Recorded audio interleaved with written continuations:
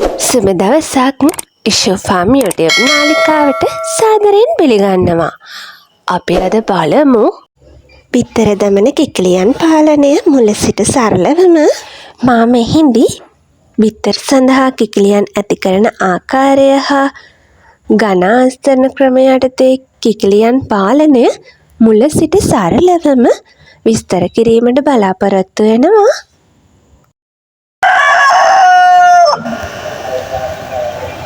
වනයේ සිටි කුකුල්ලන් මිනිසාගේ අවශ්‍යතා වැඩිවීමත් සමඟ ක්‍රමයෙන් ගෘහස්ත සතන් බවට පත් වුණා.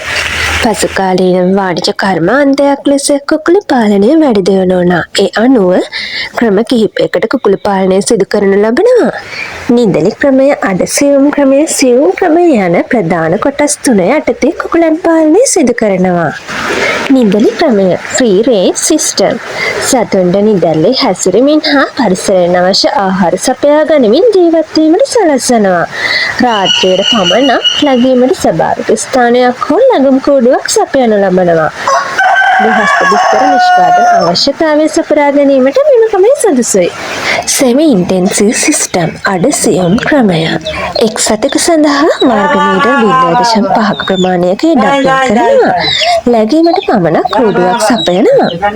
අහුලා කෑමට ඇති භූමිය සීමා කර ඇති නිසා ආහාර වලින් කොටසක් ලබා දිය යුතුයි. බිත්තර දැමීම සඳහා කෝණුව භාවිතා කරයි. ඉන්ටෙන්සිව් සිස්ටම් සියුම් ක්‍රමය. මහා පරිමාණව කුකුලන් පාලනය සිදු කිරීමේදී මෙම ක්‍රමය යොදා ගන්නවා. සතුන් සඳහා නිවාස ඉදිකිරීම අත්‍යවශ්‍යයි. සතුන්ගේ මුළු ජීවිත කාලයම නිවාස තුළ ගත කරයි. කලින් ක්‍රමවලට වඩා වියදම වැඩි වුණත් පාලන කටයුතු පහසුවෙන් සිදු කළ හැකි වගේම නිෂ්පාදනයත් වැඩි. සියුම් ක්‍රමය යටතේ ක්‍රම කිහිපයකට කුකුලන් නැති කළ හැකියි. බැටරි ක්‍රමය, ඝන ආස්තරණ ක්‍රමය, තට්ටු ක්‍රමය, කැදලි ක්‍රමය. ඝන ආස්තරණ ක්‍රමය යටතේ කුකුලන් ඇති කරන ආකාරය පිළිබඳව අපි බලමු. දැනට ශ්‍රී ලංකාවේ කුකුලන් ඇති කිරීම සඳහා බහුල වශයෙන් යොදා ගැනෙන ප්‍රධාන ක්‍රමය ඝන ආස්තරණ ක්‍රමයයි. ඉඩම්වල වටිනාකම වැඩිවීමත් සමඟ එයට පිළියමක් ලෙස මෙම ක්‍රමය වඩා ජනප්‍රිය වුණා. මෙම නිවාසවල බිමට අතරණුවක් හෙවත් ලිටර් එකක් යොදන්න අවශ්‍යයි. ඒ සඳහා දහයියා, පිදුරු කැබලි, රටකචපොතු, යතුකුඩු, ලීකුඩු ආදිය යොදා ගන්න පුළුවන්. අතරණුවක් තෝරා ගැනීමේදී තෙතමනය උරා ගැනීමේ හැකියාව තියෙන්න ඕන. අහිතකර රසායනික ගුණාංග වලින් හා අපද්‍රව්‍ය දිලීර වලින් තොර වෙන්න ඕන.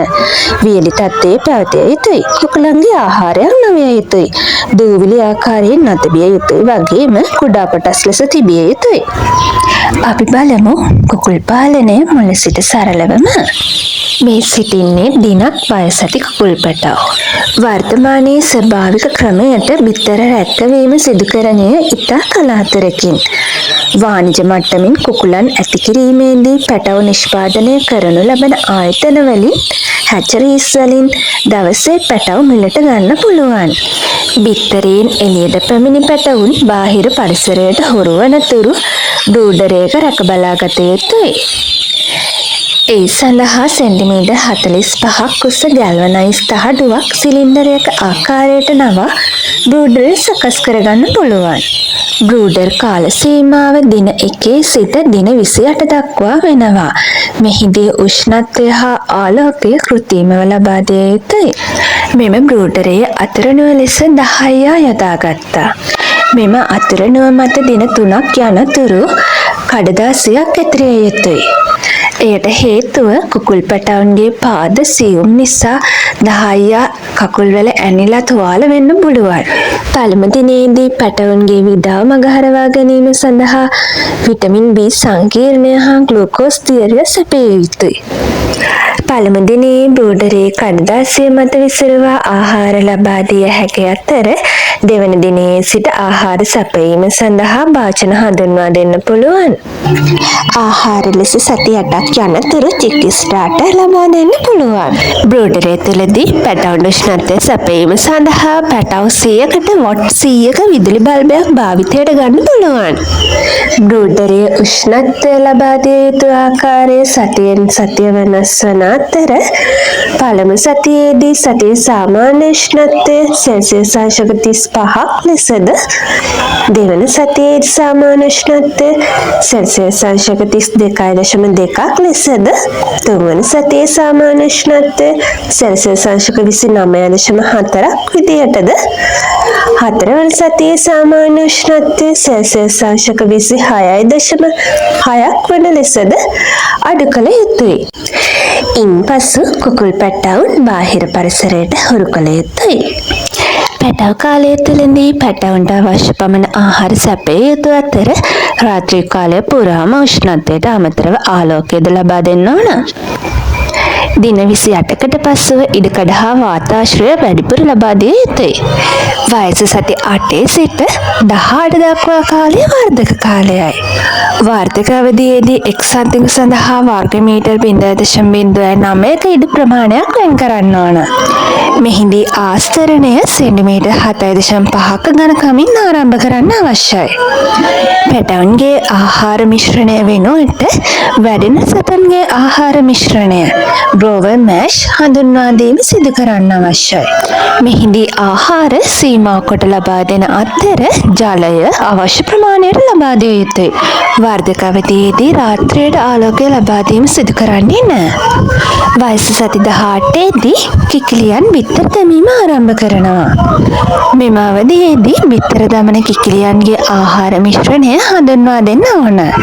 බිත්තර දැමීම සඳහා පෙට්ටි සවි කරලා නැත්නම් ඒවා සවි කළ යුතු අතර එක් සතක සඳහා අවශ්‍ය ඉඩ ප්‍රමාණය වර්ග මීටර් 0.19ක ප්‍රමාණයක් අවශ්‍ය වෙනවා. එක් කිකිලියක් සඳහා දිනකට ආහාර ග්‍රෑම් 120ක් 130ක් පමණ ලබා දිය යුතු අතර දිනකට පැය 16ක් 17ක් පමණ ආලෝකය ලබා දීම අවශ්‍ය වෙනවා.